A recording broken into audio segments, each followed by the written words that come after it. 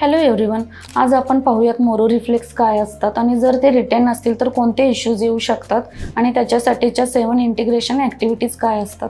One of major primitive reflex is Moro reflex. Moro reflex आपल्या जेवढ्या sensory system आहेत, eyes, ear, touch, smell, nose, या सगळ्यांना affect करते. तसेच sense of vestibular, sense of interoception, sense of proprioceptive यालाही affect करते. Moro reflex जर रिटेन असतील तर त्याचा सेन्सरी सिस्टीमवरती परिणाम होतो.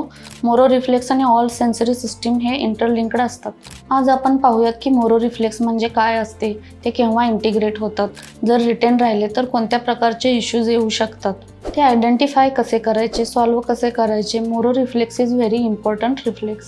जर ASD आणि ADHD डायग्नोसिस झाले असतील तर 99% चान्सेस असतात की त्या मुलाचे मोरो रिफ्लेक्स हे रिटेन असतील. What is Moro reflex? Moro reflex हा एक मेजर प्रिमिटिव्ह रिफ्लेक्स आहे. जेव्हा बाळ आईच्या गर्भाशयामध्ये असते, जस्टेशन पिरियडमध्ये असते, 6 मंथमध्ये हा रिफ्लेक्स डेव्हलप होतो. हे बाळाच्या बर्थिंग प्रोसेसमध्ये हेल्प करतात. बाळ 5-6 महिन्याचे झाल्यानंतर हा रिफ्लेक्स इंटिग्रेट होतो. या रिफ्लेक्समुळे बाळाला सुरक्षितता आणि मेंदूच्या न्यूरोलॉजिकल विकासाबद्दल माहिती मिळते. जेव्हा बाळ अचानक आवाज, प्रकाश, स्पर्श आणि हालचालीने घाबरते तेव्हा त्याचे शरीर फ्रीज होते. मोरो रिफ्लेक्स जर रिटेन राहिलं तर 7 सेन्सरी सिस्टीमशी रिलेटेड इश्यूज येऊ शकतात. यामध्ये मुलाला हायपर सेन्सिटिव्हिटी आणि सेन्सरी ओव्हरलोडची इश्यूज येऊ शकतात. ऑडिटरी सिस्टीमशी रिलेटेड इश्यूज असतील तर मुलांना मोठा आवाज सहन होणार नाही, ते कानावरती हात ठेवतील, इकडून तिकडे पळतील. व्हिज्युअल सिस्टीमशी रिलेटेड इश्यूज असतील तर अचानक लाईट पाहून मुले इन्सिक्युअर फील करतील, घाबरतील. ठराविक प्रकारचा स्मेल मुलांना आवडणार नाही, त्यामुळे मुले इरिटेट होऊ शकतात. सेन्स ऑफ टचशी रिलेटेड इश्यूज असतील तर मुलांना सॉफ्ट, क्रीमी टेक्स्चरचे पदार्थ आवडणार नाहीत. बॉडी बॅलन्स ठीक असणार नाही, बॉडी कोऑर्डिनेशन, बॉडी पोश्चरमध्ये प्रॉब्लेम येईल. अशी मुले आयसोलेशनमध्ये जातील, सोशली व्यवस्थित इंटरॅक्शन करू शकणार नाहीत. कम्युनिकेशन स्किलशी रिगार्डिंग इश्यूज येतील.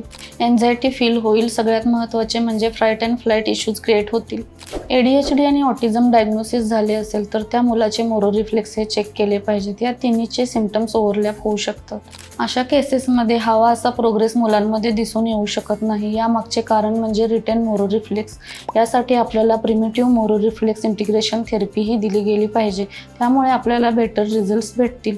जर मुलामध्ये बिहेवियर इश्यूज असतील, स्ट्रेस, एन्झायटी लेवल वाढली असेल, ॲग्रेशन असेल तर ते सुद्धा या थेरपीजने कमी येऊ शकते. प्रिमिटिव्ह रिफ्लेक्स म्हणजे काय तर इनव्हॉलंटरी मुवमेंट, ज्याचा मुलावरती काही कंट्रोल नसतो, त्या आपोआप होत जातात. कारण ब्रेन बॉडी कोऑर्डिनेशन नसते. ज्यावेळेस आपण एक्सरसाइजेस परफॉर्म करतो त्यावेळेस काय होते तर जे जुने न्यूरॉन कनेक्शन असतात, इनव्हॉलंटरी कनेक्शन असतात, त्यांना आपण सर्टन न्यू मुवमेंट्स देतो रेग्युलरली आणि कन्सिस्टंटली.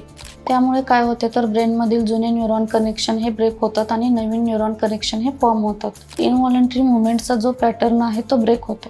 ब्रेन आणि बॉडी कोऑर्डिनेशन व्यवस्थित राहील, यामुळे मूल व्हॉलंटरी मुवमेंट्स व्यवस्थित परफॉर्म करू शकते. आता आपण पाहूयात how to identify Moro reflex. यासाठी काही एक्सरसाइजेस दिल्या आहेत, त्या आपण पाहूयात.